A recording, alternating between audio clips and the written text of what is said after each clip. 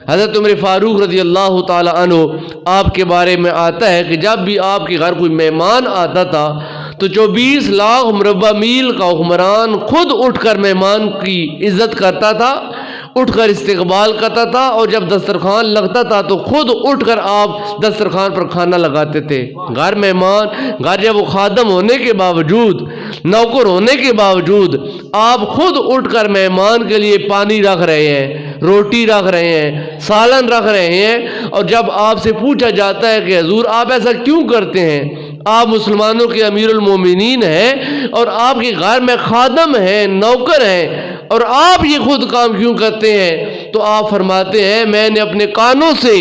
رسول اللہ صلی اللہ علیہ وسلم کی زبان سے یہ کلمات سنے ہیں، جس گھر میں مہمان آتا ہے اس گھر میں فرشتے رحمت کے آگر کھڑے ہو جاتے ہیں۔ فرماتے ہیں سمعت رسول اللہ صلی اللہ علیہ وسلم یقول الملائکات یقومون فی منزل فیہ ضیف، جس گھر میں مہمان ہو اس گھر میں اللہ کی رحمت کے فرشتے کھڑے رہتے ہیں۔ فانا استحجی ان اجلس والملائکات یقومون، آپ فرماتے ہیں مجھے اس بات سے شرم آتی ہے، حیا آتی ہے کہ میرے گھر میں اللہ کی رحمت کے فرشتے کھڑے ہوں اور عمر بیٹھا ہوا ہو، ایسا نہیں ہو سکتا، لہذا میں بھی اٹھ کر اپنے مہمان کی عزت کرتا ہوں جن کا حیا اللہ کے فرشتے بھی کیا کرتے ہیں۔ اسلام جو دین ہے، جو دین اسلام ہے، اس قدر شائستہ ہے، اس قدر پیارا دین ہے کہ بندے مومن کو تھوڑے تھوڑے چھوٹے چھوٹے نیک اعمال کرنے پر اللہ پاک اجر عظیم عطا فرماتا ہے۔ اعمال کا دار و مدار نیت پر ہوتا ہے، تو جب ہمارے گھر کوئی مہمان آئے تو ہم کو پریشان نہیں ہونا چاہیے، جو بھی گھر ہو حسب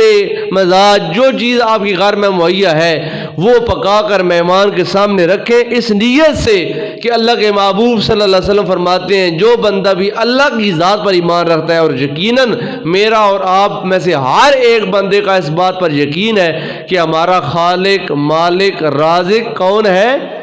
اللہ ہے۔ بولیں کون ہے؟ اللہ ہے۔ سرکار فرماتے ہیں جس کا اللہ کی ذات پر ایمان ہے اور جس کا قیامت کے دن پر ایمان ہے، میرا بھی ایمان ہے اور آپ میں سے ہر بندے کا ایمان ہے کہ ہم نے مرنے کے بعد ایک دن اللہ کی بارگاہ میں آنا ہے اور ہم نے اپنے اعمال کا حساب دینا ہے، اور وہ دن کون سا دن ہوگا؟ قیامت کا دن ہوگا۔ حضور پاک فرماتے ہیں جس بندے کو بھی اس بات پر یقین ہے کہ میرا مالک خالق رازق اللہ ہے اور میں نے مرنے کے بعد اللہ کو اپنے اعمال کا حساب دینا ہے، وہ کیا کرے؟ فرمایا اس کو چاہیے کہ وہ اپنے مہمان کی عزت کرے، اپنے مہمان سے پیار کرے، اپنے مہمان کو عزت دے۔ بس ایک چھوٹی سی حدیث مبارکہ میں آپ کے سامنے پیش کرتا ہوں اور گفتگو ختم کرتے ہیں۔ ان النبی صلی اللہ علیہ وسلم قال اخبرنی جبرائیل علیہ السلام، سرکار دو عالم صلی اللہ علیہ وسلم فرماتے ہیں مجھے جبریل نے آ کر یہ بات بتائی، کیا؟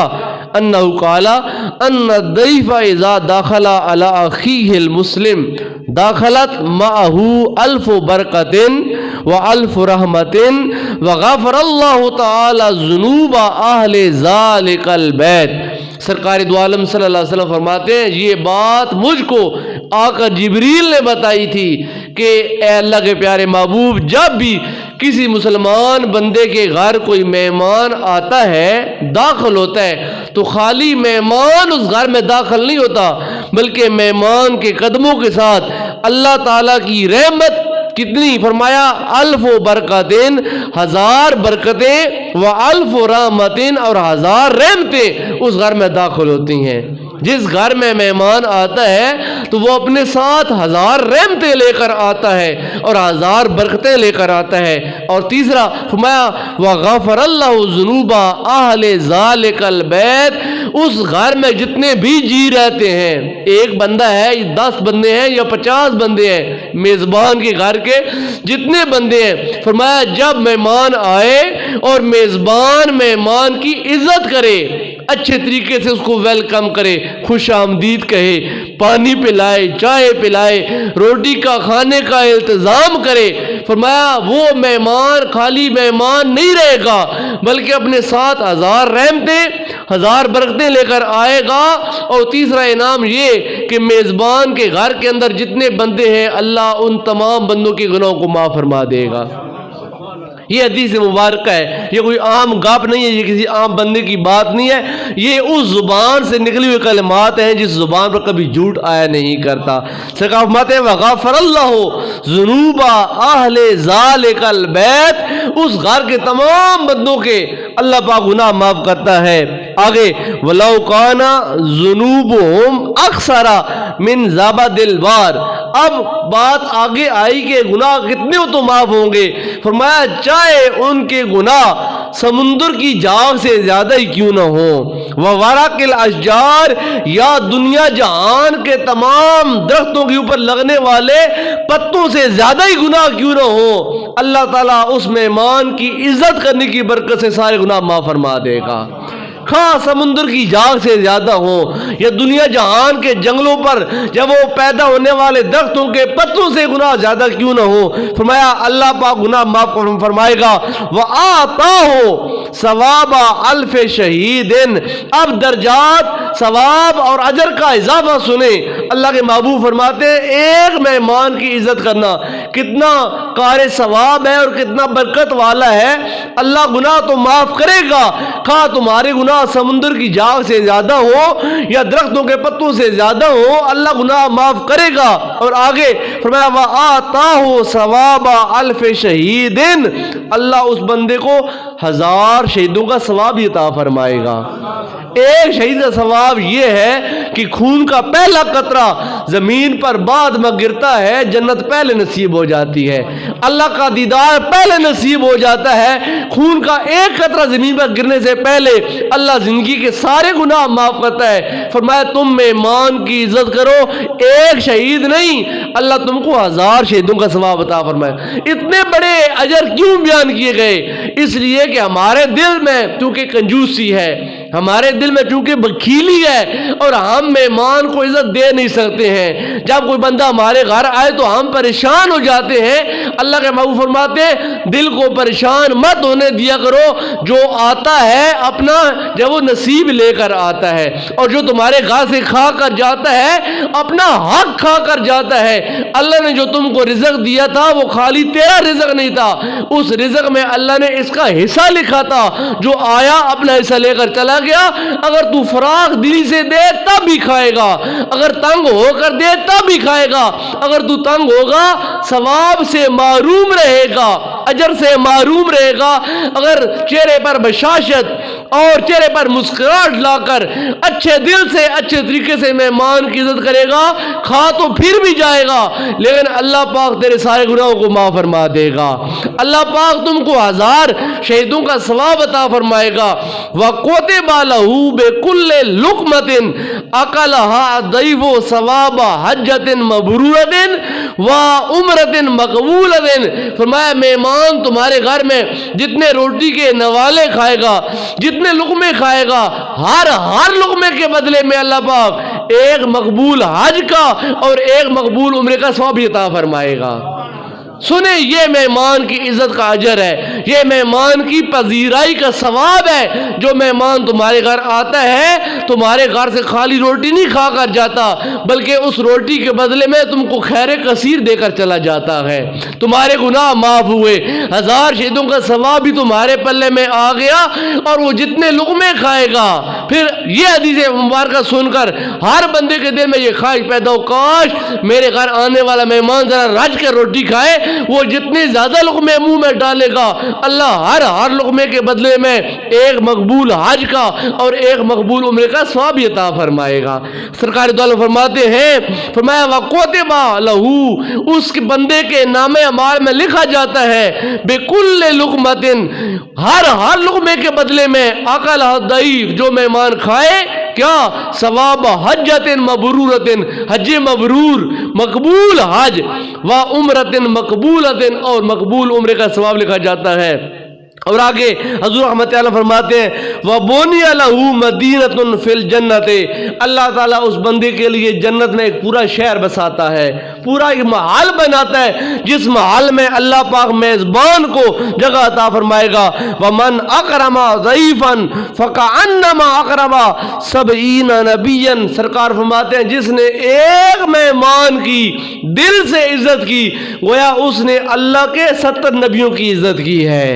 جس نے ایک مہمان کو پذیرائی بخشی، مہمان آئے اور جب جائے اس کا دل باغ باغ ہو کہ کسی انسان کے بچے سے مل کر آ رہا ہوں، کسی اچھے گھر سے ہو کر آ رہا ہوں، میں گیا تو سب نے ہنس کر میرا استقبال کیا، سب نے مجھے عزت دی، سب نے مجھے پیار دیا، میرے لیے انہوں نے اچھا بستر لگایا، اچھا موسم کے لحاظ سے مشروب پیش کیا، میرے لیے کھانے کا انتظام کیا، میرے ساتھ بیٹھ کر پیار بھری باتیں کی، میرا حال احوال لیا، میرے اہل خانہ کے بارے میں پوچھا، اور جب میں جا رہا تھا تو پیار بھری نگاہوں سے وہ مجھے دیکھ رہے تھے۔ جب اس حال سے مہمان آ کر لوٹے گا، خالی مہمان لوٹ کر جائے گا نہیں، ساتھ ساتھ تمہارے سارے گناہ بھی معاف کروا کر جائے گا اور خیر کثیر تمہارے جو نام اعمال میں لکھوا کر جائے گا۔ اللہ تعالی ہم سب کو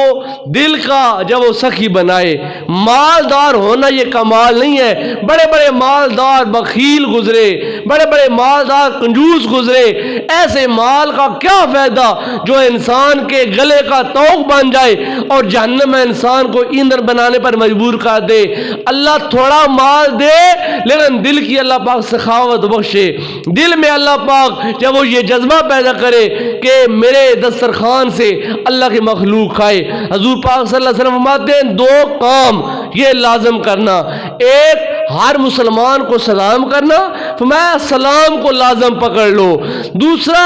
بھوکے بندے کا پیٹ بھر کر کھانا کھلاؤ، فرمایا یہ 2 کام تم کر لو میں محمد تم کو جنت کی بشارت دیتا ہوں، یہ کام کرو۔ سلموا علی من عرفتم وعلی من لا عرفتم، فرمایا جس کو جانتے ہو اس کو بھی سلام کرو، السلام علیکم ورحمۃ اللہ، جس کو نہیں جانتے اس کو بھی سلام کرو۔ سلام اس قدر پیارا ہے، فرمایا تمہارے دشمن کے دل میں یہ سلام محبت پیدا کرے گا۔ تم اس کو گلی میں گزرتے سلام کرو گے،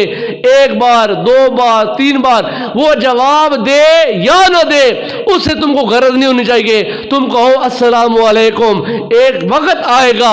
اس کا پتھر کی طرح دل بھی موم کی طرح نرم ہو جائے گا، اللہ اس کے دل میں پیار پیدا کرے گا۔ فرمایا یہ سلام ہی ہے جو دل سے قدورتیں دور کرتا ہے، نفرتیں دور کرتا ہے، اور فرمایا کہ بھوکے کا پیٹ بھر کر کھانا کھلانا اللہ تعالیٰ کو کئی ہزار رکعت نفل پڑھنے سے زیادہ محبوب اور مقبول ہے۔ مہمان اللہ تعالیٰ کی رحمت ہوتی ہے، تو جب رحمت گھر پر آئے تو اس کو زحمت نہیں سمجھنا چاہیے۔ حضور پاک